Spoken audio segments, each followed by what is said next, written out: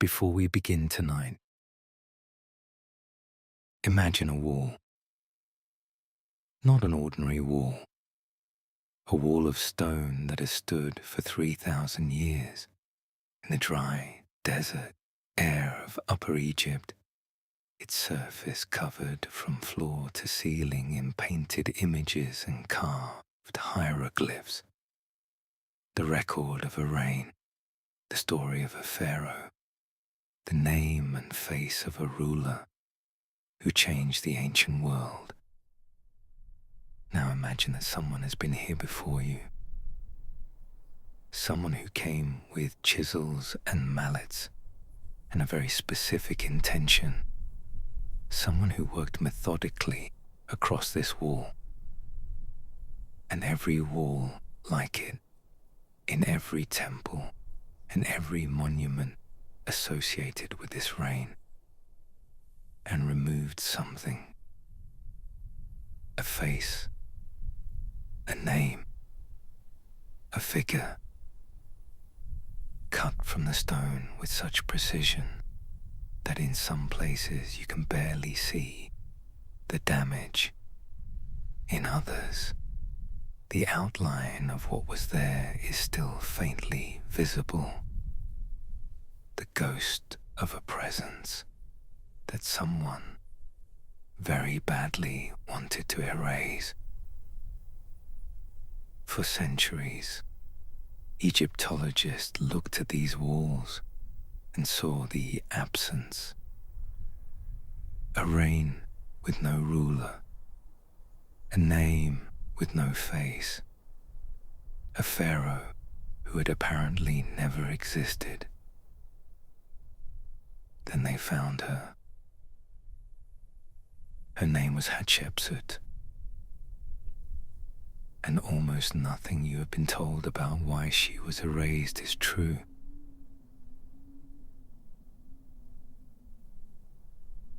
Welcome to Dreamy Night Facts, the gentle learning channel. This is your quiet place, a space set apart from the noise and the movement of the day, designed only for rest, for stillness, for the soft drift towards sleep. Tonight we are traveling to ancient Egypt, not the Egypt of Cleopatra and the final dynasty, but an earlier Egypt, a more confident Egypt, an Egypt at the absolute height of its power and its glory, the Egypt of the New Kingdom, when the pharaohs ruled an empire that stretched from the forests of Syria to the deserts of Nubia, and the city of Thebes was the most magnificent city on earth. We are going to meet a woman who ruled all of it. If you enjoy tonight's journey, please consider giving it a like. It helps more people find their way here. And if this kind of gentle content is what you need at the end of the day, subscribe and ring the bell. New sleep stories arrive regularly whenever you need them. Now, let everything else go. The Nile is waiting.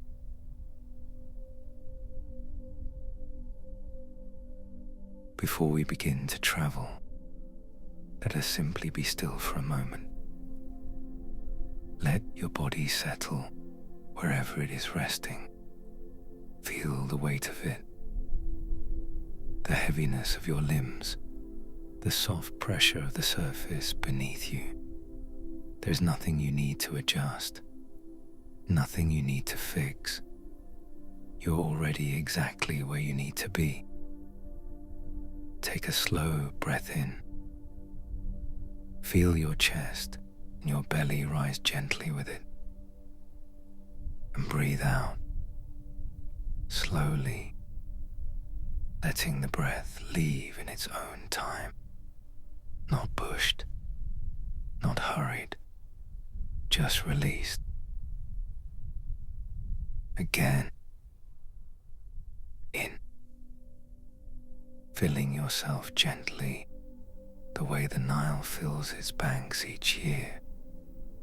Slowly, steadily, the water rising without haste, the dark, rich silt settling into the soil, the fields turning green in the wake of the flood, life returning to the desert in its own time.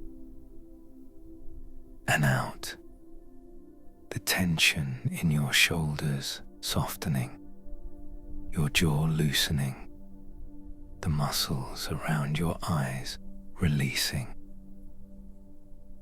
Once more, in and out.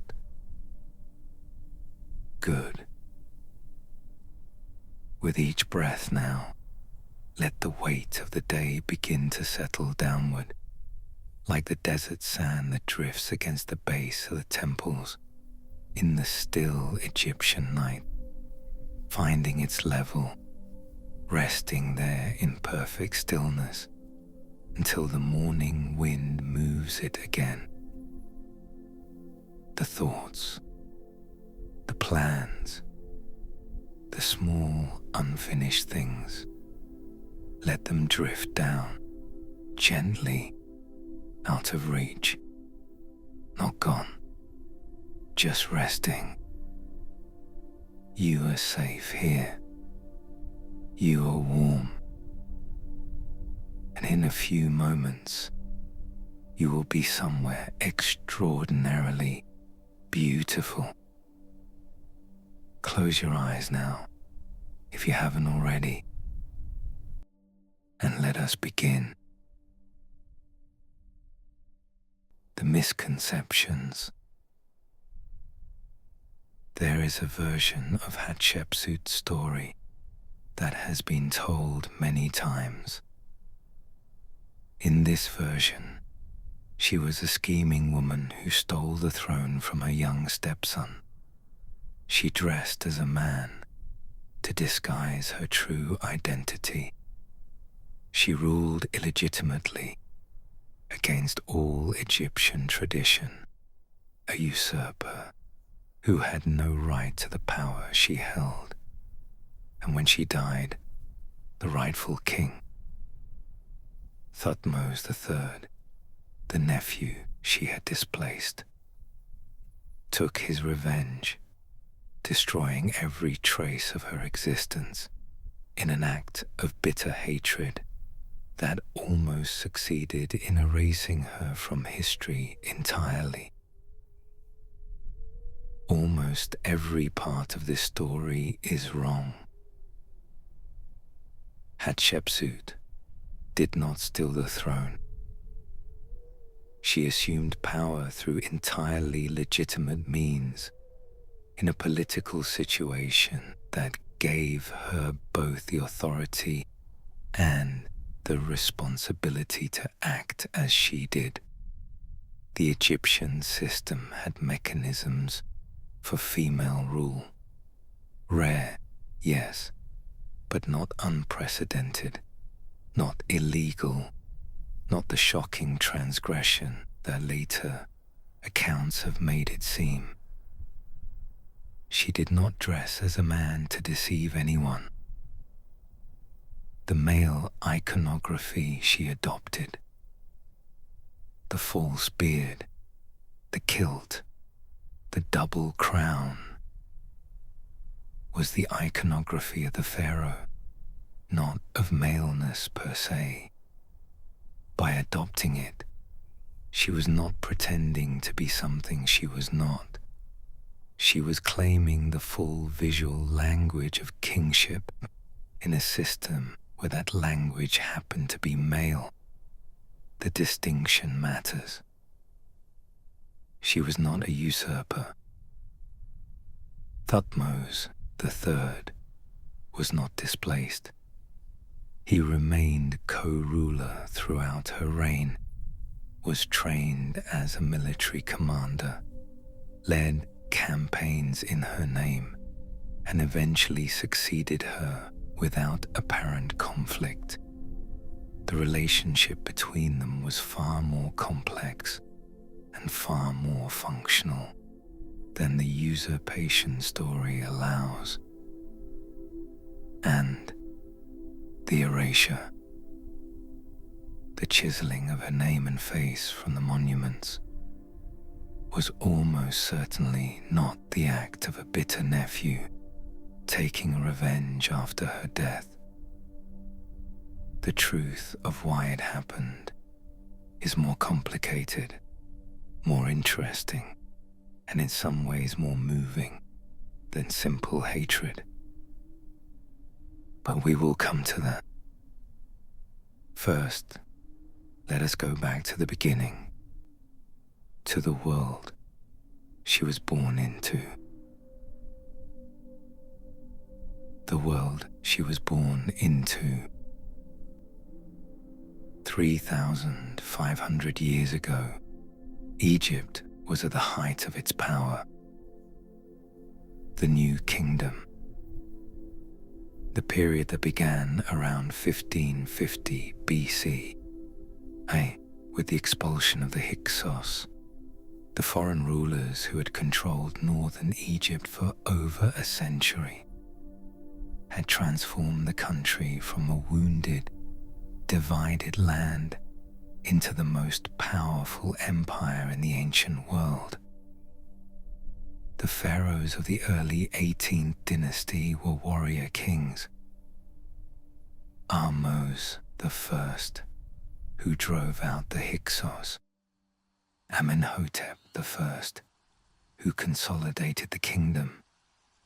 Thutmose the First, Hatshepsut's father, who pushed the borders of Egyptian control further than they had ever reached, his armies advancing deep into Nubia to the south and as far as the Euphrates River in the north. Egypt in this period was extraordinarily wealthy. The trade routes that connected it to the rest of the ancient world, to the forests of Lebanon, the gold mines of Nubia, the incense groves of Pun, the copper deposits of Sinai,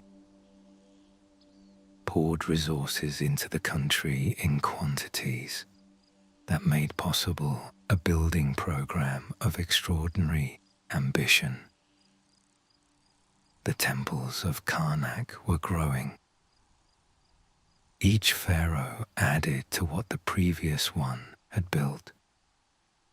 Another hall, another pylon, another avenue of sphinxes, so that the complex was becoming, and would eventually become, the largest religious building ever constructed by human hands, a city of temples that covered more than 2 square kilometers of the Theban plain. The Valley of the Kings was being carved. The great pharaohs of the New Kingdom had abandoned the pyramid tradition of their predecessors in favor of secret tombs cut deep into the limestone cliffs of the western bank at Thebes. Hidden entrances, long descending corridors, burial chambers deep in the rock, their walls covered in the texts and images that would guide the dead king through the underworld and into eternal life. This was the world Hatshepsut was born into. A world of power and wealth and extraordinary ambition. A world where the pharaoh was not merely a king, but a god. The living embodiment of Horus, the son of Ra, the point of connection between the human world and the divine world that sustained everything. A world that had never had a female pharaoh, or rather, had not had one for a very long time. The city of Thebes, The city of Thebes rests in the wide valley of the Nile in Upper Egypt, the river at its center, the desert cliffs rising on both sides. The eastern bank is alive. The city spreads back from the river. The royal palace, the administrative buildings, the houses of the priests and the officials and the merchants and the craftsmen, the markets and the workshops and the granaries. The great temple complex of Karnak dominates the northern part of the city, its pylons and obelisks visible from miles away across the flat river plain. To the south, connected to Karnak by an avenue of sphinxes, the Temple of Luxor. The air carries the smell of the river, the particular dark, fertile smell of Nile water, rich with the silt that has been falling in the upper reaches and traveling north through 1,000 miles of desert to deposit itself here in the fields of Upper Egypt, turning the narrow strip of land on either side of the river into some of the most productive agricultural land in the ancient world. The western bank is still. Across the river, the cliffs of the Theban hills catch the last light of the afternoon. This is the land of the dead, the place where the sun sets, where the souls of the departed make their way into the underworld, where the tombs of the pharaohs are cut into the living rock of the valley. The boundary between the two banks is the boundary between two worlds. Every morning, the sun rises over the eastern bank. The world of the living, the world of action and creation and the business of the day. Every evening it sets behind the western cliffs. The world of the dead, the world of transformation and rest, and the long journey through the darkness towards rebirth. The Egyptians understood this geography as sacred, and it was in the royal palace on the eastern bank, in the city of the living, beside the eternal river, that a princess was born. Her name was Hatshepsut, which means, in the ancient Egyptian language, foremost of noble women. A royal childhood. Within the walls of the royal palace, a girl grew up surrounded by the most sophisticated civilization the ancient world had yet produced. She was the daughter of Thutmose I, one of the greatest warrior pharaohs in Egyptian history, a man who had extended the borders of Egypt further than any previous ruler, whose campaigns had taken Egyptian armies to the banks of the Euphrates and deep into the gold-rich lands of Nubia. Her mother was Amun, the great royal wife, the principal queen, a woman of royal blood whose lineage gave her children the strongest possible claim to the throne. Hatshepsut was, in other words, as royal as it was possible to be. As a princess of the royal house, her education would have been extraordinary. She would have learned to read and write hieroglyphs, a skill possessed by perhaps 1% of the Egyptian population, a mark of the highest elite. She would have studied the religious texts that govern the relationship between the human world and the divine world.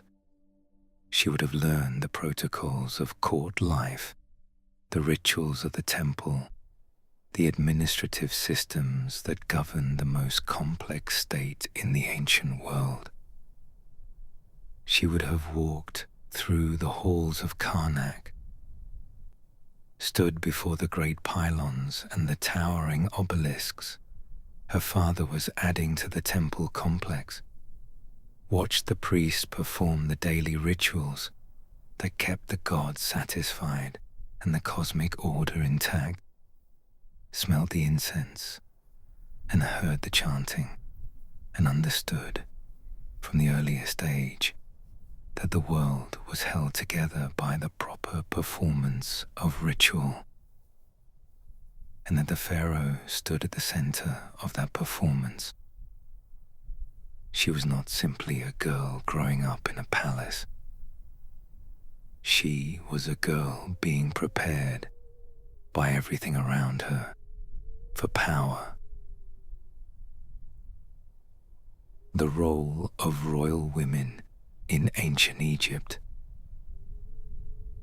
To understand Hatshepsut, you need to understand the world she moved through. And that world was, by the standards of the ancient world, extraordinarily generous to women. Egyptian women could own property in their own right. They could inherit, buy, sell, and bequeath property without the involvement of a male guardian. They could initiate divorce. They could conduct business independently.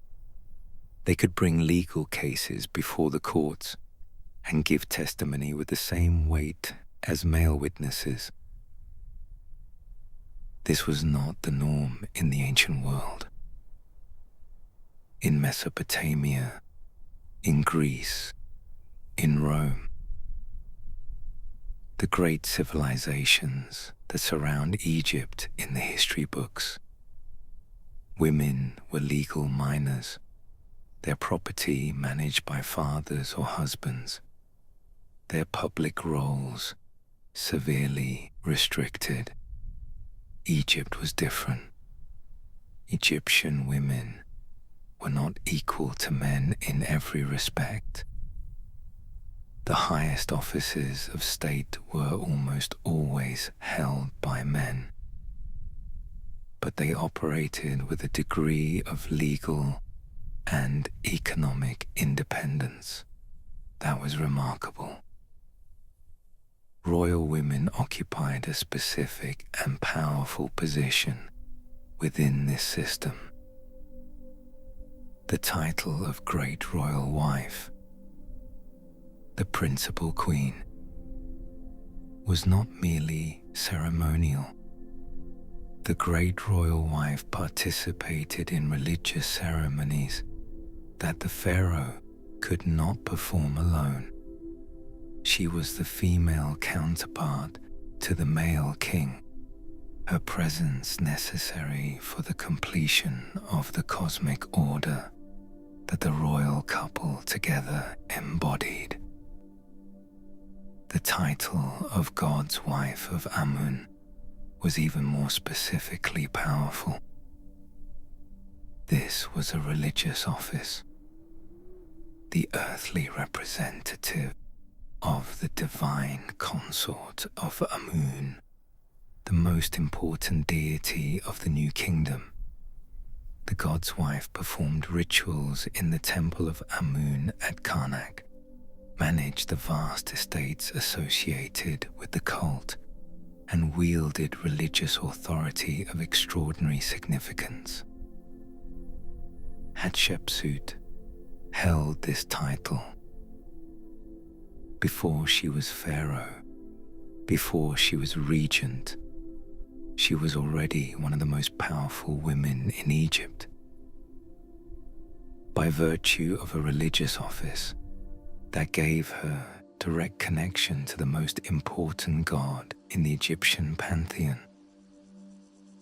This is the context in which her rise to power must be understood. She did not come from nowhere. She did not seize power she had no claim to.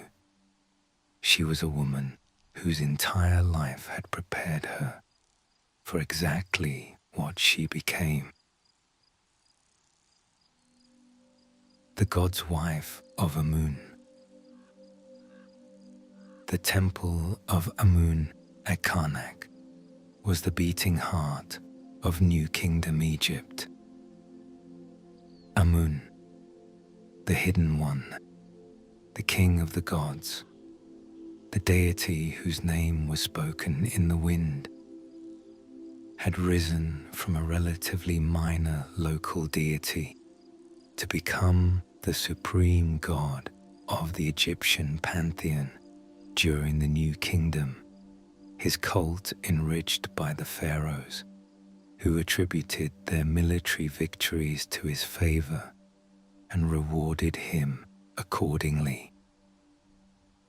The temple that housed his cult was the largest and wealthiest religious institution in Egypt. Its estates covered vast areas of agricultural land. Its storehouses held grain and gold and the finest products of the Egyptian empire. Its priests were among the most powerful men in the country, their influence rivaling and sometimes exceeding that of the pharaoh himself. And at the center of the cult's ritual life was the god's wife. The god's wife of Amun performed the daily rituals that maintained the god's presence in the temple. The opening of the shrine, the presentation of offerings, the singing of hymns that kept the divine energy active and available to the world. She was, in the theology of the cult, the earthly vessel through which the god's power was channeled. This was not a minor role. It was a role of profound spiritual authority and profound political power, given the wealth and influence of the Amun cult. Hatshepsut performed these rituals. She managed these estates. She understood from the inside how religious authority worked in the most important institution in the Egyptian state. When she later legitimized her reign as pharaoh by claiming divine parentage, by asserting that Amun himself was her father, she was not simply inventing a convenient story. She was drawing on a lifetime of intimate relationship with the god, a lifetime of understanding exactly how divine authority worked and how it could be claimed. Marriage to Thutmose II. When Hatshepsut was still a young woman, perhaps in her early teens, as was customary for royal marriages in ancient Egypt, she was married to Thutmose II. Thutmose II was her half-brother. This requires a moment of explanation for modern readers, because the instinctive reaction is one of discomfort. But in the royal families of ancient Egypt, marriage between half-siblings was not merely acceptable. It was strategically desirable. The royal bloodline was understood as something separate from and superior to ordinary human lineage, a divine inheritance that needed to be concentrated and preserved rather than diluted through marriage with commoners or even with the nobility. To marry within the royal family was to keep the divine blood pure. Thutmose II was the son of Thutmose I by a secondary wife, not by Ahmose, Hatshepsut's mother. This made him royal, but his claim to the throne was strengthened enormously by his marriage to Hatshepsut, whose mother was the great royal wife, and whose bloodline was therefore the more purely royal of the two. In a very real sense, she legitimized him as much as he legitimized her. Their marriage produced one child, a daughter named Neferu, who would grow up to play her own significant role in the story of her mother's reign. It did not produce a male heir. This fact,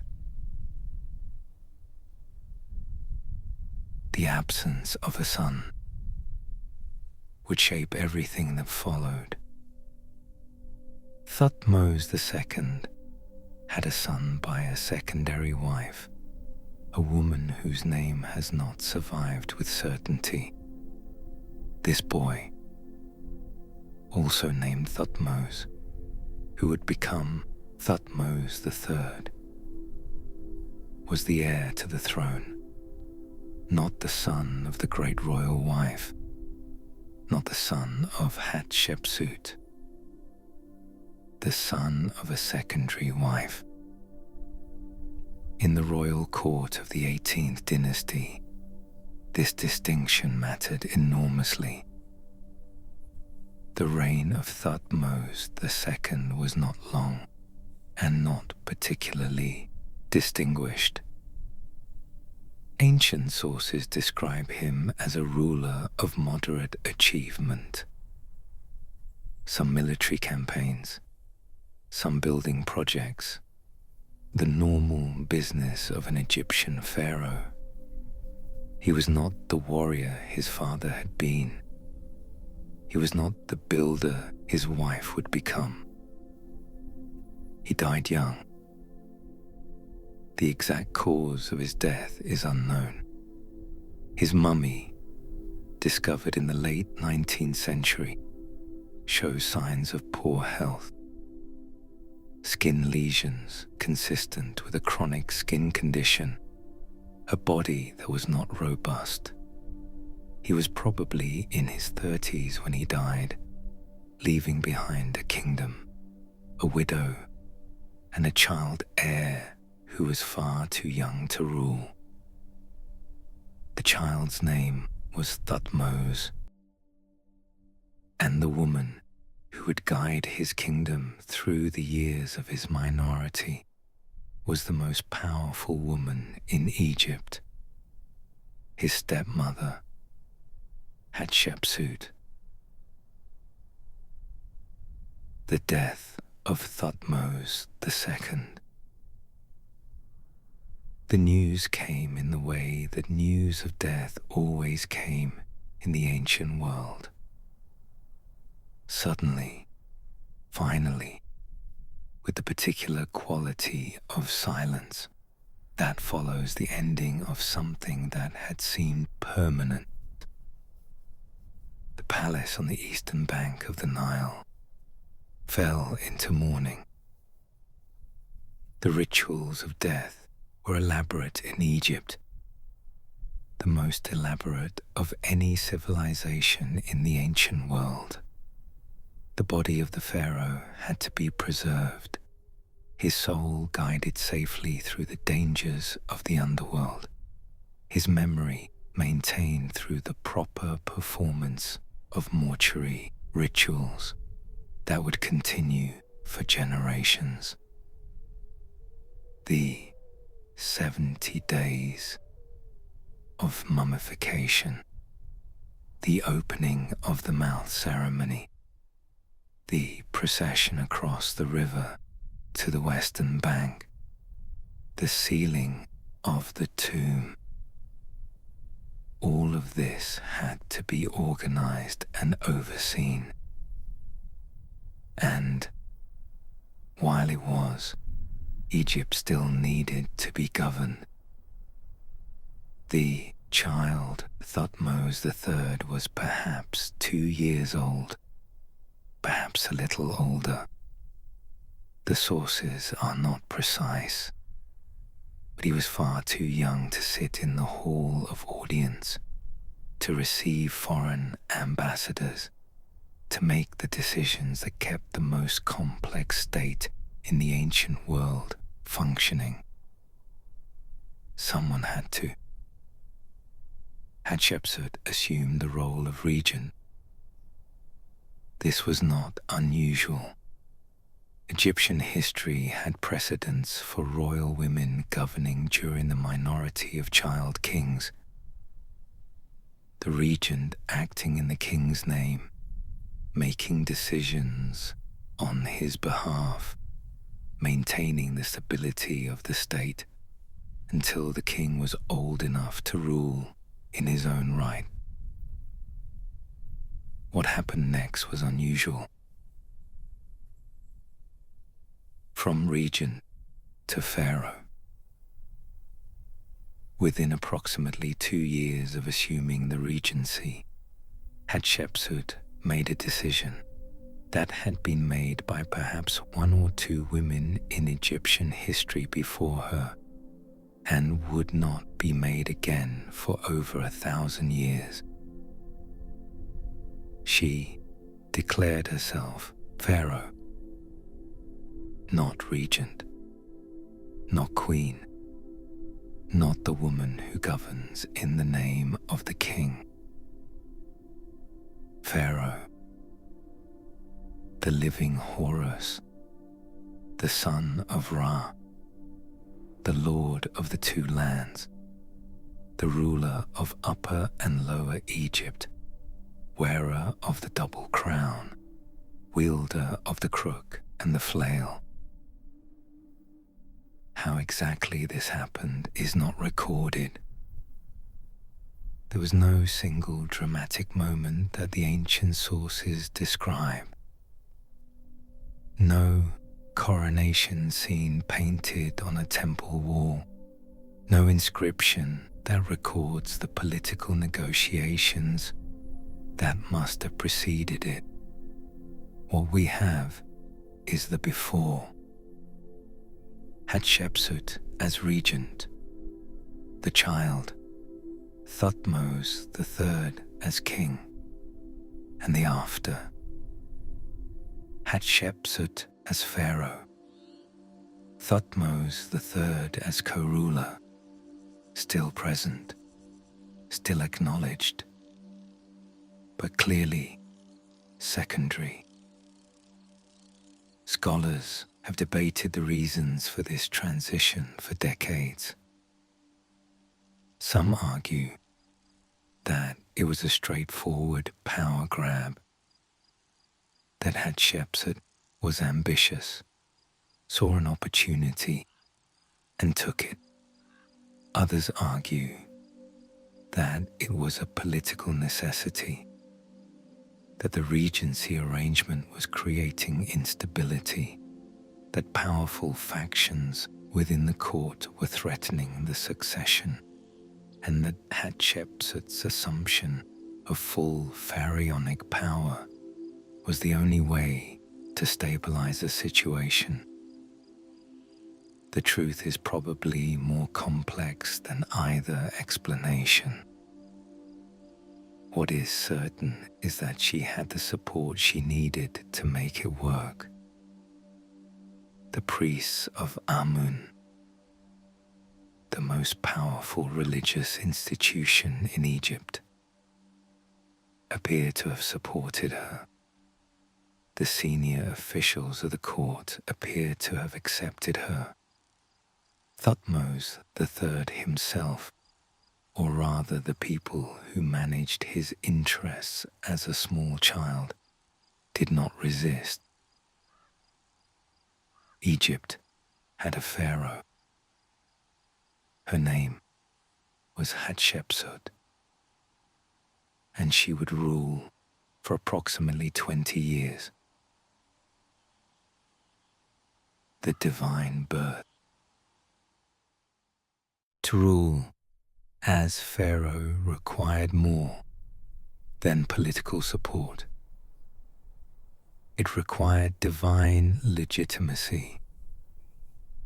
The Pharaoh of Egypt was not merely a powerful human being who happened to sit on the throne. The Pharaoh was the living embodiment of Horus, the falcon god, the son of Osiris, the rightful ruler of the world. The Pharaoh was the point of connection between the human world and the divine world, the being through whose proper performance of ritual the cosmic order was maintained, and the Nile continued to flood, and the crops continued to grow, and the sun continued to rise. This divine status was transmitted through lineage, through the royal bloodline that connected each pharaoh to all the pharaohs who had come before, and ultimately to the gods themselves. Hatshepsut had royal blood, but she needed something more, something that spoke directly to the theological question of how a woman could hold an office that was, by every convention, male. Her answer was carved in extraordinary detail on the walls of her mortuary temple at Deir el-Bahari. The divine birth narrative. In this story, told in images and hieroglyphs across an entire colonnade of the temple, the god Amun disguised himself as Thutmose I and visited Hatshepsut's mother Ahmose in her bedchamber. The fragrance of his divine presence filled the palace with the smell of punt. The queen awoke and found herself in the presence of the god. Their union produced Hatshepsut. She was therefore not merely the daughter of a pharaoh, she was the daughter of Amun himself, a being of divine origin, whose right to rule derived not from human lineage alone, but from the direct will of the king of the gods. This was not an invention unique to Hatshepsut. Other pharaohs had claimed divine birth, had asserted that their ultimate parentage was divine, rather than merely royal. It was a well-established mechanism for reinforcing the theological basis of pharaonic power. But Hatshepsut used it with particular sophistication. By making the divine birth narrative the central story of her mortuary temple, the building that would maintain her memory and her cult for eternity, she encoded her legitimacy into the most permanent medium available to her: stone. The story would outlast any political opposition. It would outlast any attempt to question her right to rule. It was carved into the cliff face of the western bank at Thebes, where it has remained, visible and legible for 3,500 years. A gentle interlude. The river is dark. The moon has risen over the eastern cliffs, its light falling across the water in a long silver path that stretches from the far bank to the near one, moving gently with the current, never still, never the same from one moment to the next. The feluccas are tied at the bank, their white sails furled, their hulls resting low in the water, the wooden rigging creaking softly in the night breeze that comes down from the north at this hour. The breath of the Mediterranean, carrying with it the faint coolness of the sea, moving south along the river valley, stirring the palm fronds on the bank. The city sleeps behind you. The temples are dark, except for the oil lamps that burn through the night in the inner sanctuaries. The small eternal flames that mark the presence of the divine, that must never be allowed to go out, that the night priests tend in silence through the long hours before dawn. Somewhere on the western bank, in the cliffs above the valley, the tombs are cut into the rock. The kings lie there in their long corridors, their walls brilliant with paint, their burial chambers stocked with everything they might need for the journey through the underworld and the life beyond it.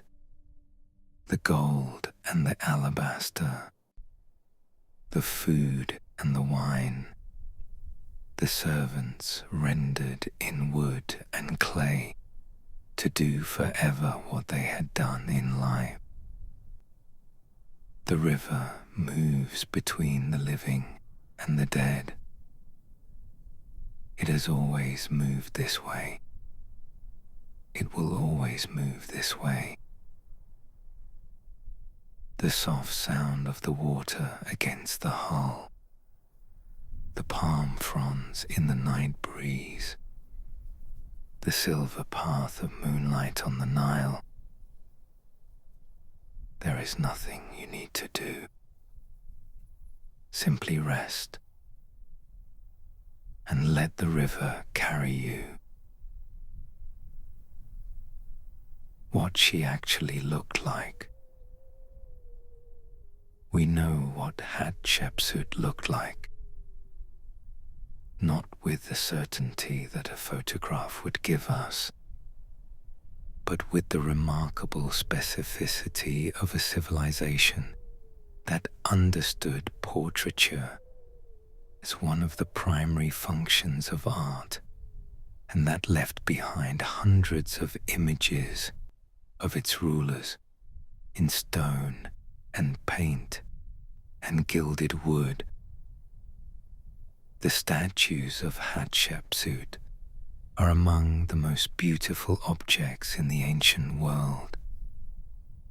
She is shown in the traditional poses of pharaonic art, seated on a throne, kneeling in offering, standing in the striding posture that Egyptian sculptors had used for 3,000 years to convey power and forward motion. She wears the double crown, the white crown of Upper Egypt and the red crown of Lower Egypt.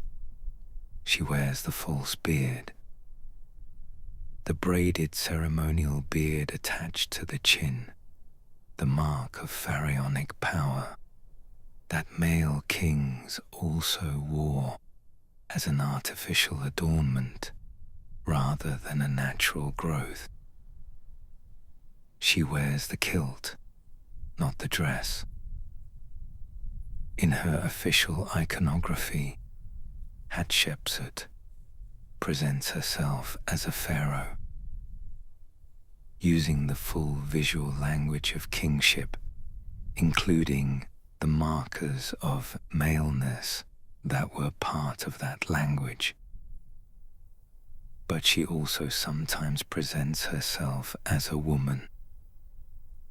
Some of her statues show her in female dress. Some inscriptions use female grammatical forms alongside the male titles. Some images show a face that is unmistakably female. Softer, more rounded, the features of a specific individual, rather than the idealized mask of generic kingship. What does her face tell us? The statues suggest a woman of remarkable beauty. High cheekbones, a straight nose, a slight smile that has been described by archaeologists as serene and by others as quietly confident. The eyes are large and almond-shaped, outlined in the cosmetic lines that were standard in Egyptian portraiture, but that also, in her case, seemed to convey a specific personality. She looks like someone who knows exactly what she is doing. The mummy, identified as Hatshepsut by DNA analysis in 2007, tells us something more specific. She was a woman of about 50 at her death, heavy set, with dental problems that had become severe in her later years, her body showing the signs of a long life, lived in the full intensity of the most demanding office in the ancient world, and his absence from the end of her story is one of its most poignant elements. The building program. Hatshepsut built. This is perhaps the most enduring legacy of her reign. Not the political achievement of holding power for 20 years, not the trading expedition to Punt, not the divine birth narrative carved on the temple walls, but the sheer physical transformation of the Egyptian landscape that she left behind. She was one of the most prolific builders in Egyptian history. At Karnak, the great temple complex that was the religious heart of the new kingdom, she added more than any previous ruler since the complex's founding. The Red Chapel, built to house the sacred bark of Amun, was one of the finest pieces of architecture in the complex. Its walls covered in carved and painted reliefs of extraordinary quality, its red quartzite stone glowing warmly in the Egyptian light. The obelisks. Hatshepsut erected at least 4 obelisks at Karnak, possibly more. 2 of them still stand. They are among the tallest obelisks ever erected in ancient Egypt. Their granite shafts rising almost 30 meters above the temple floor, their pyramidal tips originally covered in electrum, an alloy of gold and silver that caught the first light of every morning and sent it blazing across the temple complex.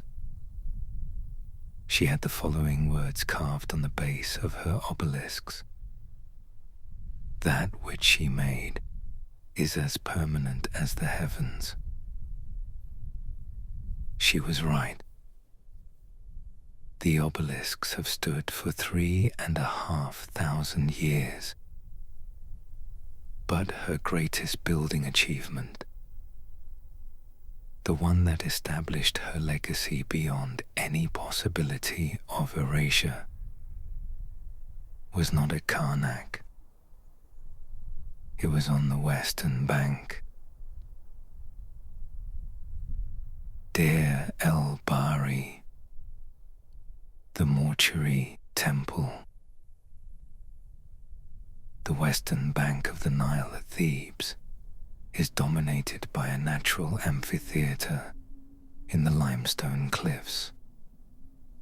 A curved bay of rock, its walls rising steeply on three sides, its floor sloping gently toward the river.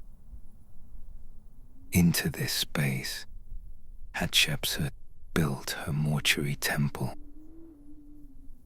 Deir el-Bahari. The name is Arabic, meaning the northern monastery, given to the site by the Coptic Christian monks who lived there centuries after the pharaohs. But the building it names is purely, completely, unmistakably ancient Egyptian. And it is one of the most beautiful buildings ever constructed in the ancient world. The temple rises in three colonnaded terraces, each connected to the next by a ramp that ascends through the center of the composition. The lowest terrace is the widest, a long colonnade of square pillars that faces east toward the river and the rising sun. Above it, the second terrace, slightly narrower, its colonnade more elaborate, the painted reliefs on its rear walls recording the divine birth and the expedition to Punt. Above that, the third and highest terrace, its columns carved as Osiride figures. The king in the form of the god of the dead, arms crossed, crook and flail held to the chest. The cliffs rise directly behind the third terrace. The temple seems to grow from the rock, to be not a building placed against the cliff, but a continuation of it, the horizontal lines of the colonnades, echoing the horizontal lines of the limestone strata above them. The whole composition, an act of architectural harmony so perfect that it still takes the breath away 3,500 years later. It was designed by Senamut. Of course it was. The gardens that surrounded the lower terrace were planted with the myrrh trees brought back from Punt, living plants, still growing when the reliefs on the walls above them were still fresh paint, a direct physical connection between the trading expedition and the temple that commemorated it.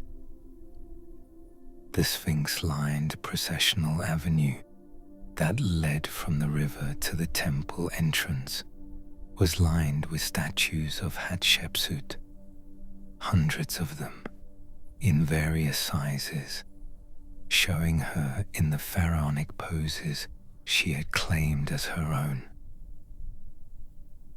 It was a statement in stone. This is who I am.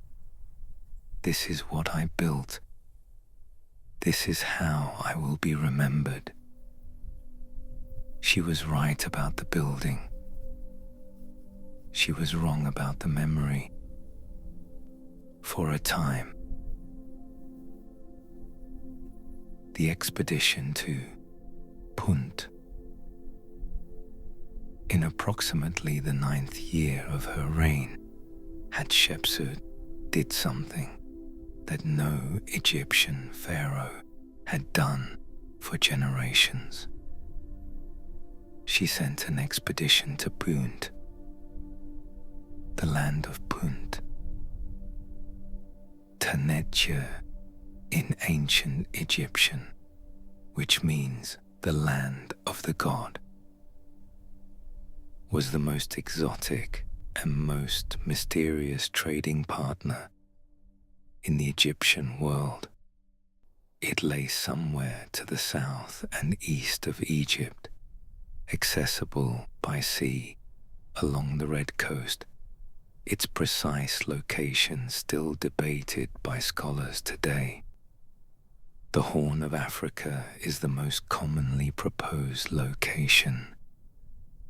What is now Somalia, Eritrea, or Djibouti,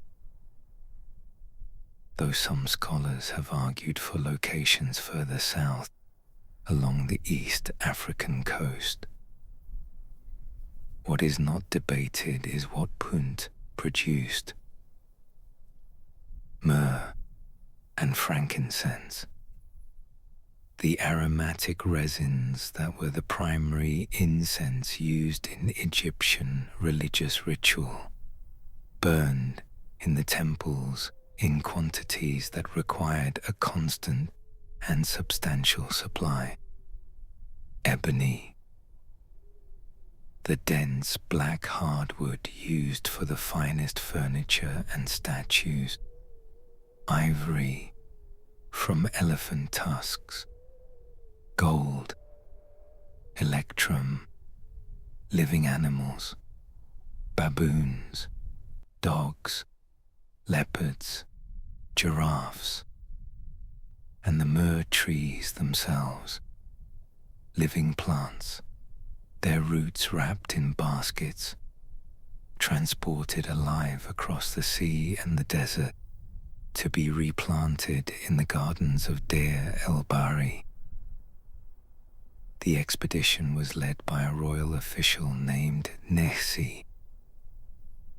5 ships sailed from the Egyptian Red Sea port of Sahu, large vessels capable of carrying substantial cargo, their crews a mixture of soldiers, sailors, and the merchants who would conduct the actual trading. The journey took months. When the ships arrived in Punt, they were received with a mixture of curiosity and welcome. The chief of Punt, a man named Pharaoh, and his wife, the famous figure known to Egyptologists simply as the chief's wife, came to the shore to meet them. The chief's wife has become one of the most discussed figures in all of Egyptology. She was a large woman,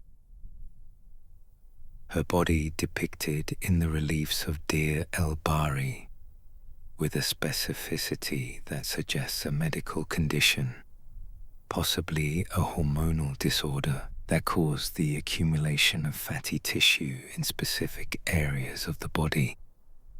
The Egyptian artist recorded what he saw with the same careful attention to individual physical characteristics that makes Egyptian portraiture so valuable to historians. She came with a donkey. The inscription notes, with what reads as gentle Egyptian humor, that the donkey was used to carry the chief's wife because of her great size. Trading took place on the shore. The Egyptians offered bread and beer and wine and meat and fruit, the typical gifts of a wealthy trading partner. The Puntites offered in return the treasures of their land, the myrrh and the incense and the ebony and the gold and the living trees and the exotic animals. 5 shiploads of treasure, When the expedition returned to Egypt, Hatshepsut received the goods in person.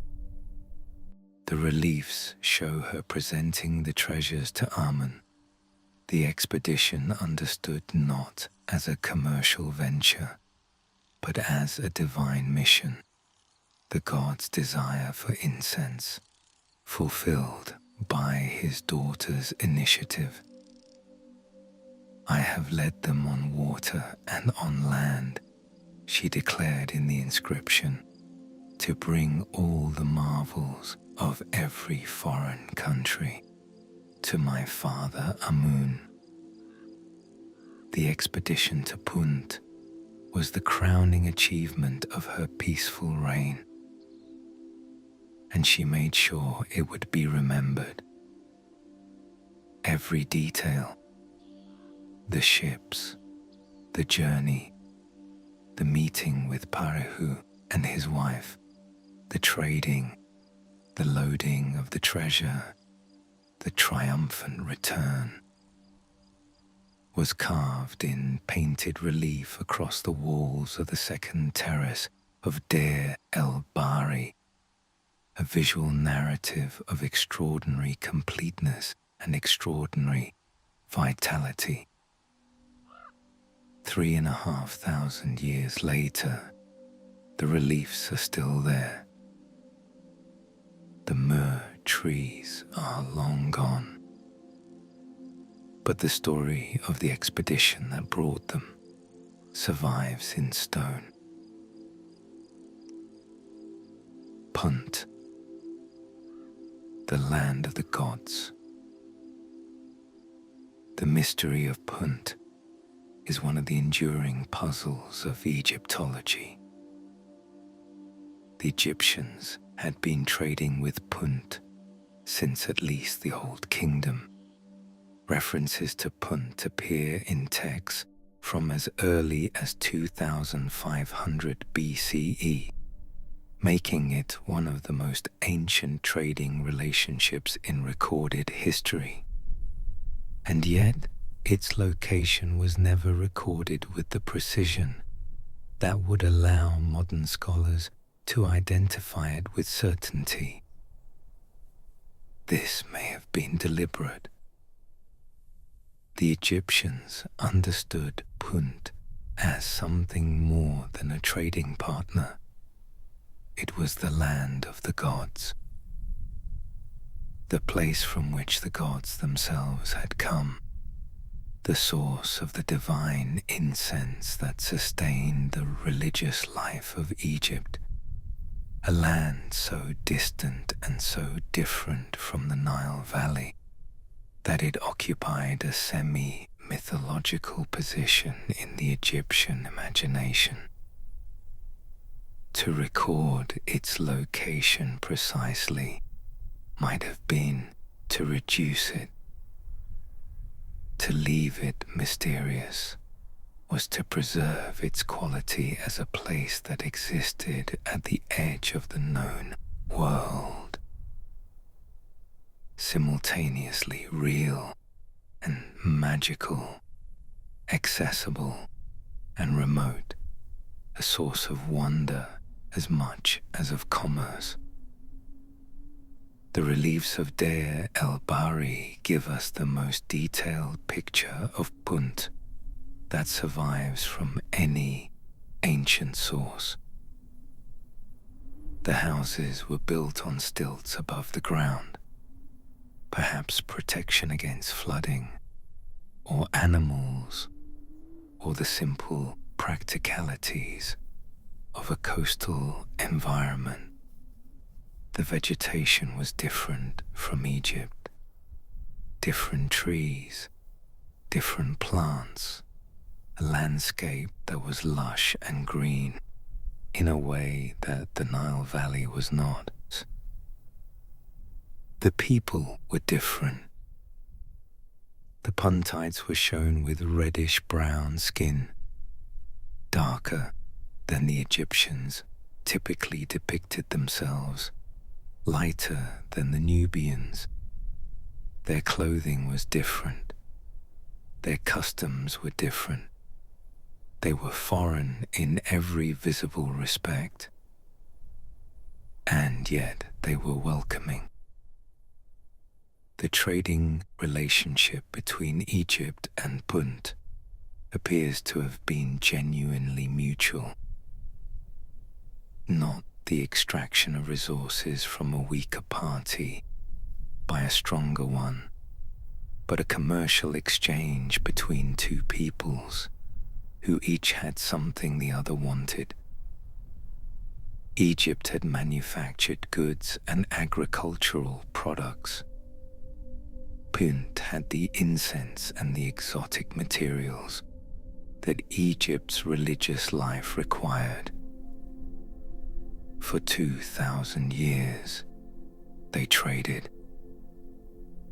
And then Punt disappears from the Egyptian records. The last Egyptian expedition to Punt that we know of took place during the reign of Ramesses III, several hundred years after Hatshepsut. After that, silence. The trading relationship ended for reasons we cannot now recover, and the land of the gods receded back into mystery, where it has remained ever since. A gentle interlude. The sun is moving toward the Theban hills.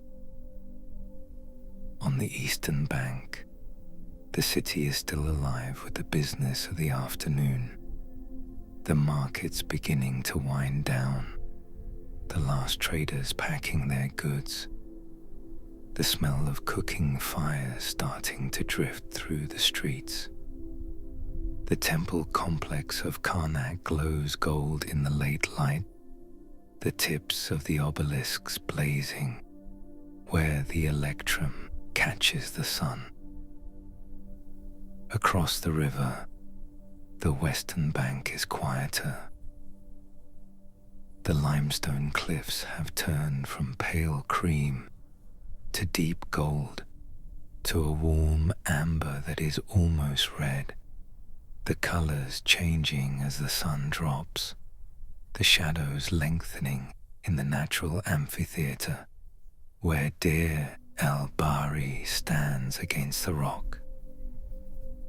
The temple is still.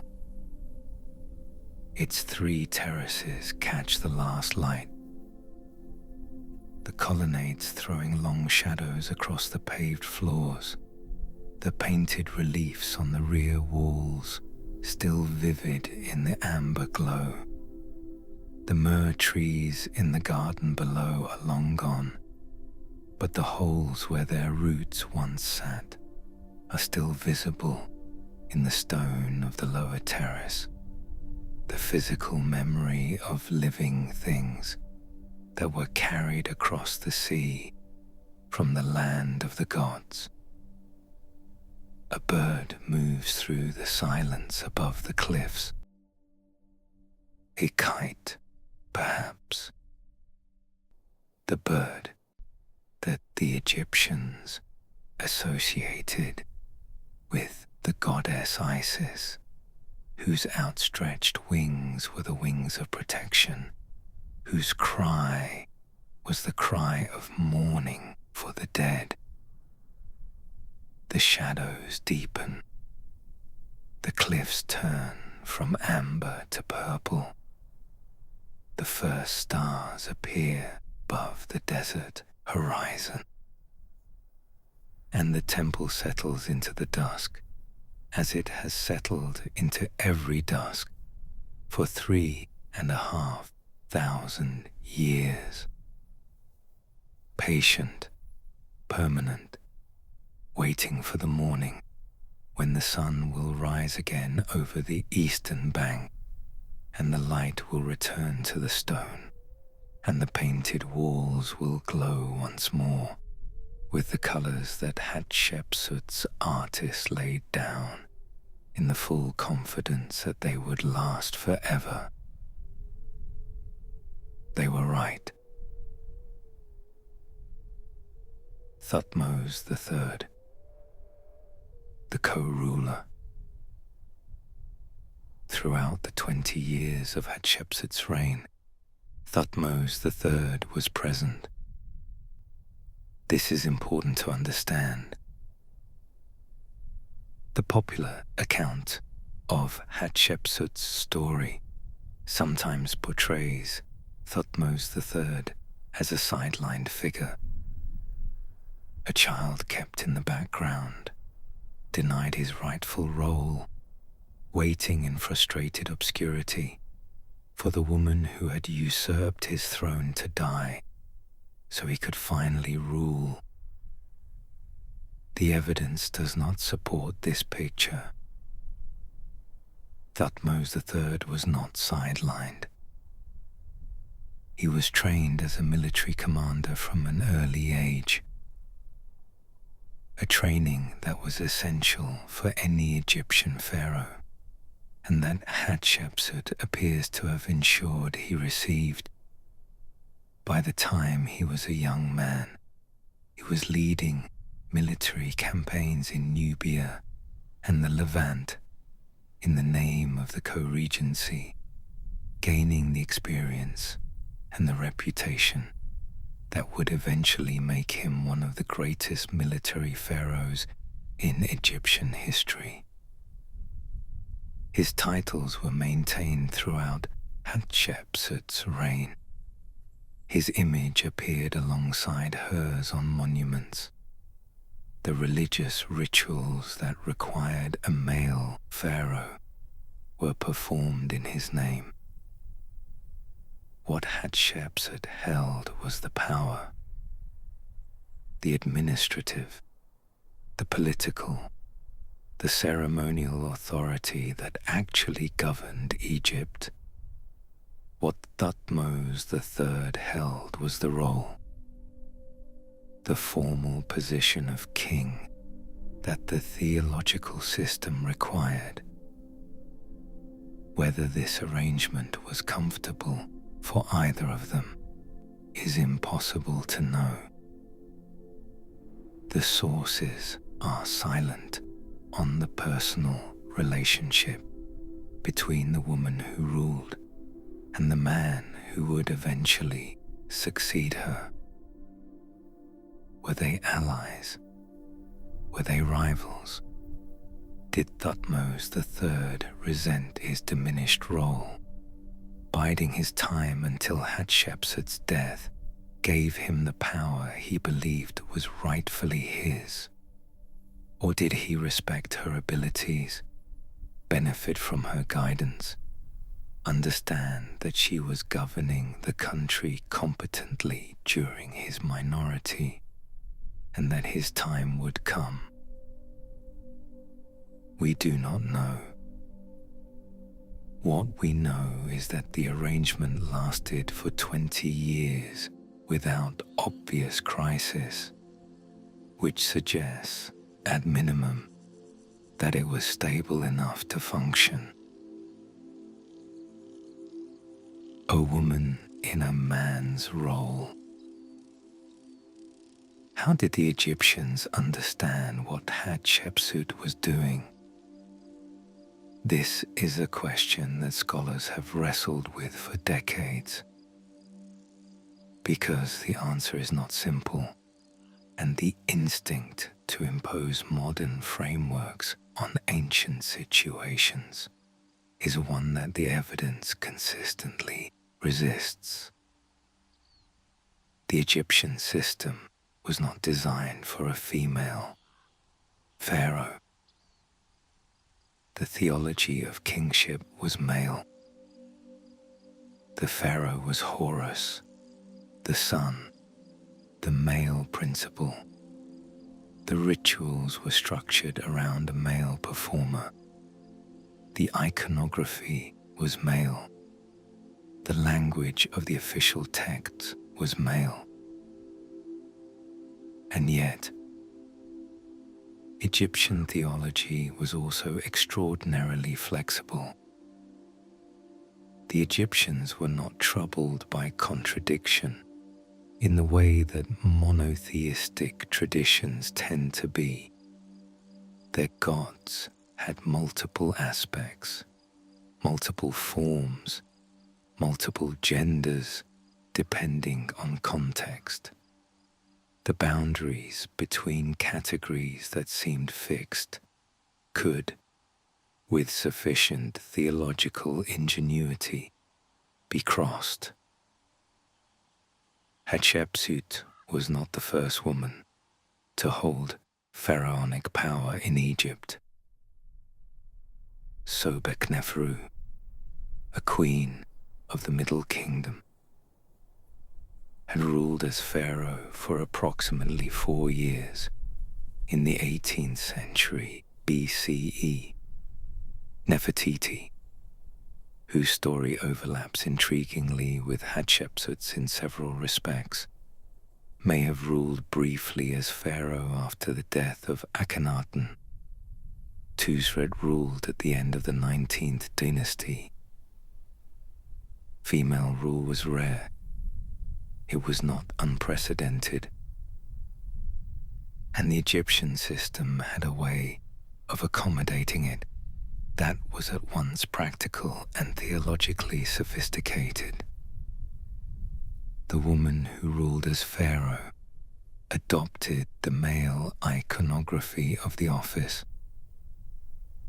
not because she was pretending to be male, but because the office itself was male, and the visual language of the office was what she was claiming. She was not dressing as a man. She was dressing as a pharaoh. The distinction, subtle to modern eyes, was entirely clear in the Egyptian context. Hatshepsut was a woman. Everyone at court knew she was a woman. The inscriptions sometimes acknowledge this directly, using female grammatical forms alongside the male titles. Her female identity was not hidden. What she claimed was the role, the full authority of the pharaoh, expressed in the full visual language of pharaonic power, regardless of her sex. It was an act of extraordinary confidence, and it worked for 20 years. Her foreign policy. Hatshepsut was not a warrior pharaoh. This has sometimes been used against her, cited as evidence that her reign was passive or undistinguished, that she lacked the qualities that Egyptian tradition associated with great kingship. This misunderstands both the evidence and the achievement. Egypt under Hatshepsut was not at peace entirely. Thutmose III led military campaigns in Nubia and possibly in the Levant during her reign, and there are references in some texts to military activity in Hatshepsut's own name. She was not a pacifist, but her primary orientation was not military. It was commercial. The expedition to Punt, the extensive trading relationship she maintained with Nubia and the Levant, the building program that required the importation of cedar from Lebanon and granite from Aswan and electrum from the mines of the Eastern Desert, the diplomatic networks that kept Egypt's borders stable and its resources flowing. These were the priorities of a ruler who understood that the long-term strength of a state depended not only on military power, but on economic vitality, on the cultivation of the relationships and the resources that made military power possible in the first place. The wealth that Hatshepsut's trading and building program generated gave Thutmose III, when he finally came into his own power, the resources to conduct the extraordinary military campaigns that made him one of the greatest conquerors in Egyptian history. In a very real sense, she made his achievements possible. The relationship between a peaceful, commercially oriented predecessor and a militarily brilliant successor is not unusual in the history of great empires. Hatshepsut built the foundation. Thutmose III built on it. The mystery of her death. In approximately 1458 BCE, after a reign of around 20 years, Hatshepsut disappears from the historical record. Not dramatically, not with a recorded illness or a battle or a political crisis. She simply stops appearing in the sources. 1 year she is present in the inscriptions, in the temple reliefs, in the administrative records. The next year she is not. The co-regency continues, but it is now Thutmose III alone, no longer secondary to anyone, no longer sharing the inscriptions with the woman who had governed beside him for 2 decades. She was approximately 50 years old. The mummy, identified as Hatshepsut, tells us something about the manner of her death, though not its cause. She suffered from severe dental disease, abscesses, tooth loss, the kind of chronic oral infection that, in the ancient world, without antibiotics, could become life-threatening.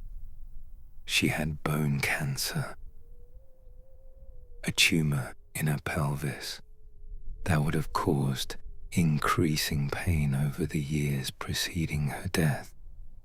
She was diabetic, possibly. The analysis of her remains suggests a metabolic disorder that would have contributed to her declining health. She died, in other words, of the accumulated physical burdens of a long life and an aging body. Not murdered, not executed, not removed by a coup. She died as most people die, of the body's gradual failure, of the conditions that a long life accumulates, of the simple fact that no one lives forever. Even the foremost of noble women, even a pharaoh, the daughter of Amun. The erasure. Sometime after Hatshepsut's death, possibly decades after, the precise timing is still debated, a systematic campaign began to remove her from the historical record. Her name was chiseled from inscriptions. Her face was cut from reliefs. Her statues were removed from Deir el-Bahari. Hundreds of them, the sphinxes and the Osiride figures, and the kneeling offering statues, and buried in a pit in the valley below the temple. Not destroyed, buried. This distinction is important, and we will return to it. The erasure was systematic but not complete. It focused on the most visible public monuments, the places where Hatshepsut's name and image were most prominently displayed, most likely to be seen by the greatest number of people in less prominent locations. The inner chambers of temples, the more obscure inscriptions. Her name was sometimes left intact. It was an erasure designed to remove her from the public record, from the official story of Egypt's kings, rather than to eliminate every physical trace of her existence. The question of who ordered the erasure and why has been one of the most debated questions in Egyptology for over a century. The obvious suspect is Thutmose III. He was the one who benefited most obviously from her removal from the record, a record from which her name had to be excised before his own could occupy its proper place in the unbroken line of Egypt's kings. He had the motive, he had the means, he had the authority, but the timing is wrong. The erasure does not appear to have begun immediately after Hatshepsut's death. If Thutmose III had been burning with resentment, waiting for her death to take his revenge, you would expect the erasure to begin at once. It did not. The evidence suggests the erasure began late in Thutmose III's reign, possibly in its last decade, or even after his death during the reign of his son Amenhotep II. This changes the interpretation entirely.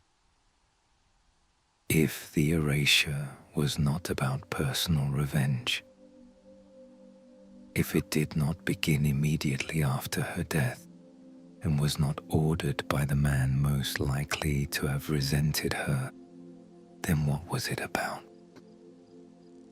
The most convincing explanation is succession. By the time the erasure began, Thutmose III was an old man, preparing to hand power to his son, the official record of Egypt's kings, the list of legitimate pharaohs through whom divine authority had been transmitted, needed to be tidy. A female pharaoh in the middle of the 18th dynasty was a complication, a precedent that might inspire future women to claim similar authority, a theological anomaly that the neat transmission of male kingship from father to son could not easily accommodate. The erasure was not revenge.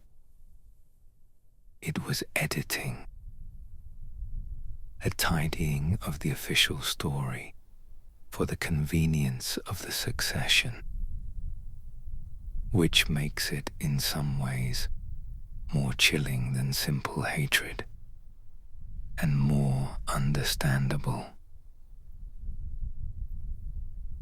A gentle interlude.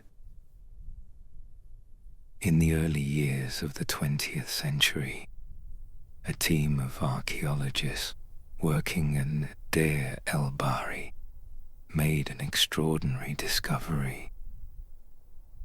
In a pit in the valley below the temple, a pit that had been dug, filled, and concealed so carefully that it had remained undisturbed for 3,000 years. They found the statues, hundreds of them, the sphinxes that had lined the processional avenue, the Osiride figures from the upper terrace, the kneeling offering statues, the seated portraits, the standing figures with the false beard and the double crown and the slightly smiling face. All of Hatshepsut. Broken. The heads had been separated from the bodies. The faces had been defaced. The features damaged. The identity markers removed. The pieces had been thrown into the pit without ceremony, without arrangement, as rubble is thrown into a hole. And yet, they had been buried, not scattered, contained, not dispersed, kept together in a single location, rather than removed to different sites or thrown in the river, as if whoever ordered their removal from the temple could not quite bring themselves to destroy them completely, as if some instinct, reverence, or superstition, or simple human reluctance to entirely eliminate something so beautiful had stayed the hand of erasure at the last moment. Bury them, but don't destroy them. Remove them from sight, but keep them together. The statues lay in their pit for 3,000 years. The face of Hatshepsut, slightly smiling in the darkness, waiting. The rediscovery. For centuries after the classical period, Hatshepsut was unknown. The Greek and Roman writers who recorded what they knew of Egyptian history did not mention her. The medieval Arab scholars who studied the monuments of Egypt did not know her name. The early European travelers who began visiting Egypt in the 17th and 18th centuries stood before the reliefs of Deir el-Bahari without understanding what they showed or who had built them. The systematic study of ancient Egypt began with Napoleon's expedition of 1798, the campaign that brought not only soldiers but scientists and scholars who recorded the monuments of Egypt with a thoroughness that had never been attempted before. But even then, Hatshepsut was invisible.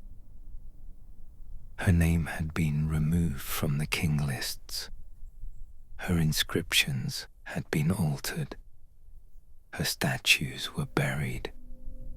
The historical record that should have preserved her memory had been carefully edited to exclude her. The work of recovering her identity took most of the 19th century. Egyptologists working on the inscriptions of Deir el-Bahari noticed anomalies. places where a name had been chiseled out and replaced with another name, usually Thutmose the First or Thutmose the Second or Thutmose the Third. They noticed that some inscriptions used female grammatical forms in connection with clearly pharaonic titles, a combination that the Egyptian system should not have produced. Slowly, painstakingly, the picture came together. There had been a female pharaoh. Her name, when it could finally be read in the surviving inscriptions, was Hatshepsut. The German Egyptologist Karl Richard Lepsius was among the first to recognize her significance in the mid-19th century. The American Egyptologist Herbert Winlock, excavating at Deir el-Bahri in the early 20th century, discovered the pit of buried statues and began the long process of reassembling them piece by piece, face by face, into the portraits of a woman who had been deliberately unmade. The Metropolitan Museum of Art in New York now holds the largest collection of Hatshepsut statues in the world. The reassembled pieces of the Deir el-Bahri pit, restored to something approaching their original form, the slightly smiling face reconstructed from its fragments. She looks out at the museum visitors with the same expression she wore 3,500 years ago. Serene, confident, undefeated by the attempt to erase her. The identification of her mummy. In 2007, the Egyptian archaeologist Zahi Hawass announced one of the most remarkable identifications in the history of Egyptology. A mummy that had lain in a side chamber of a tomb in the Valley of the Kings, a tomb designated KV60, discovered in the late 19th century, but never fully investigated, had been identified through DNA analysis and CT scanning as Hatshepsut herself. The identification was not straightforward. KV60 contained two mummies, one in a coffin inscribed for a royal nurse named Citrain, and one lying on the floor of the tomb, its original coffin and funerary equipment gone. The mummy on the floor had been known about for years, but had not been identified. The DNA analysis compared the KV60 mummy with genetic material from another mummy, identified as Hatshepsut's grandmother, the royal woman Ahmose Nefertari. The results were consistent with a familial relationship. The CT scanning revealed something more specific. Among the objects found in a wooden box, inscribed with Hatshepsut's name and her titles, a box that had been stored in the Cairo Museum for decades without anyone connecting it to the unidentified mummy, was a tooth. A single molar.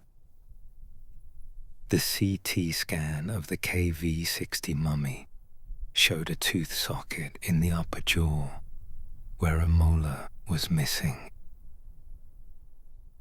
The tooth fit perfectly.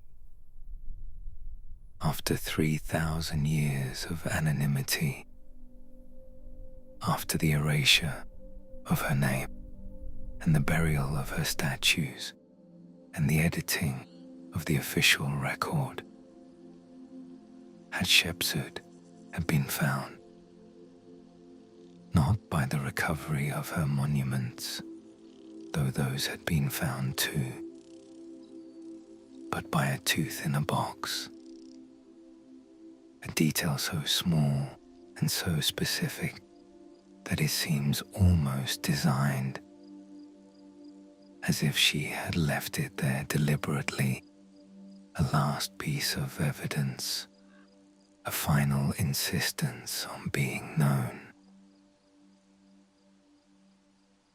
What she left behind,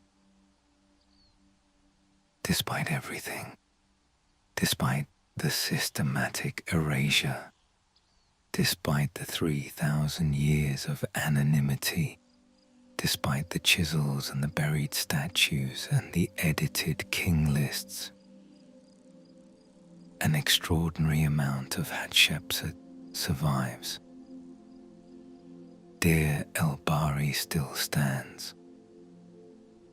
Its 3 terraces still rise against the Theban cliffs, its colonnades still intact, its reliefs still painted in colors that have survived the millennia in the dry desert air.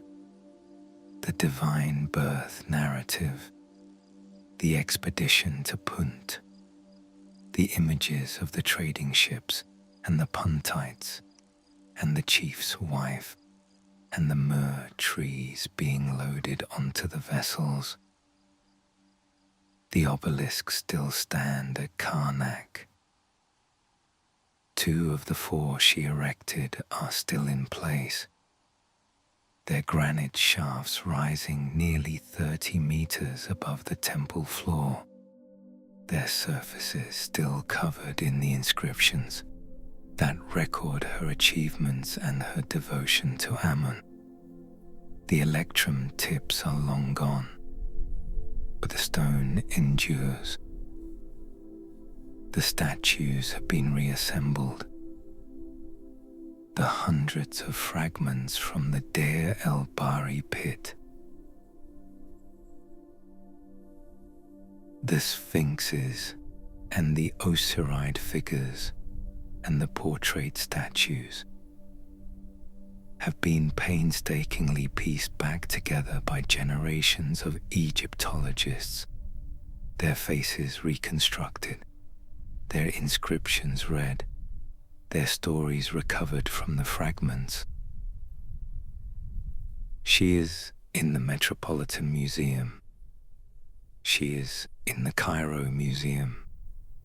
She is in museums across the world. Wherever the fragments of her monuments have found their way, in the centuries of archaeological excavation, she is in Deir el-Bahari itself, still. The reliefs on the walls of the temple she built, the most personal record of her reign, the images she chose and approved and had executed in the finest painted stone that Egyptian craftsmanship could produce, are still there, still telling the story she wanted told. She survived her own erasure. Not completely. We will never know everything about her. We'll never recover the texts that were destroyed, and the inscriptions that were chiseled away, and the records that have simply not survived the passage of 3,000 years. But enough. More than enough to know who she was. Her legacy. Hatshepsut was Pharaoh of Egypt for approximately 20 years. one of the longest reigns of the 18th dynasty, longer than most of the male pharaohs who surrounded her in the official king lists from which her name was removed. In those 20 years, she built more than almost any ruler before her. She sent the most celebrated trading expedition in Egyptian history to the mysterious land of Punt. She maintained the stability and the prosperity of the most powerful empire in the ancient world. She raised 2 obelisks at Karnak, whose tips blazed with electrum in the morning sun, visible for miles across the Theban plain. She built Deir el-Bahari, one of the most beautiful buildings ever constructed by human beings, and had her story carved on its walls in stone that has survived everything the last 3,500 years could throw at it.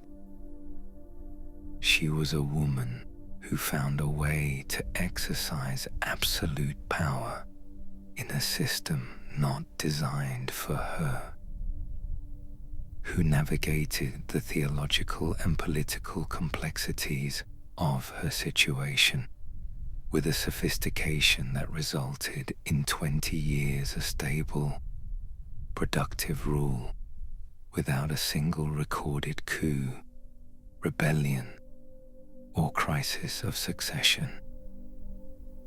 She was not perfect. No ruler of 20 years is perfect. The record that survives is too fragmentary, and the nature of power too complex to allow for simple judgments. But she was extraordinary, and the attempt to erase her, however it was motivated, whatever its specific purpose, failed. Because here we are, 3,500 years after her death, speaking her name, reading her inscriptions, standing before her statues, walking through the temple she built against the cliffs of the western bank. The erasure failed. Hatshepsut won.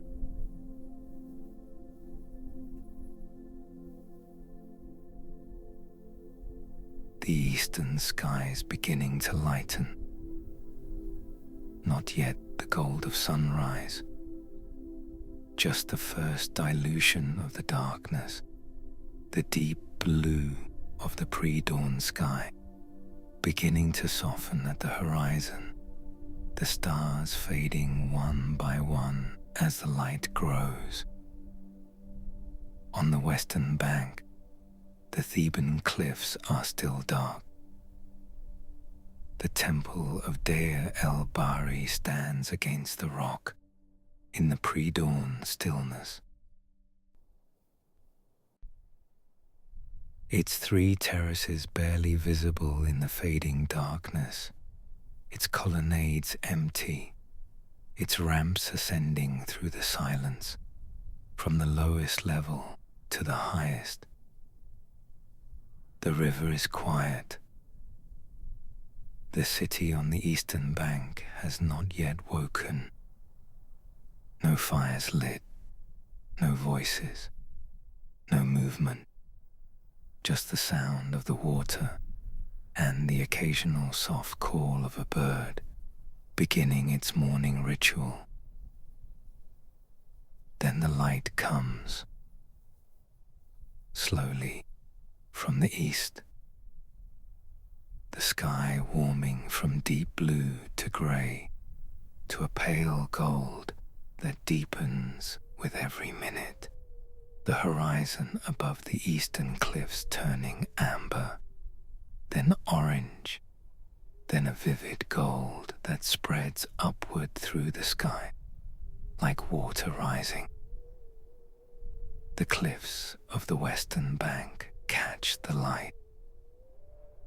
First, the very tops, the pale limestone blazing suddenly gold as the first direct sunlight reaches them, the color moving downward as the sun rises, the cliffs warming from the summit to the base, the shadow retreating. And then Deir el-Bahari. The three terraces catch the morning light one by one. First the highest, then the middle, then the lowest, the painted reliefs on the rear walls, beginning to glow in the warm illumination, the colors that Hatshepsut's artists laid down in the 15th century BCE, returning to life in the Egyptian morning, as they have returned to life every morning for 3,500 years. The Sphinx Avenue, the colonnades, the ramps connecting the terraces, the cliffs rising directly behind the uppermost level, the natural stone and the human stone meeting in a harmony so perfect that it is impossible to say where one ends and the other begins. This is what she built. This is what survived.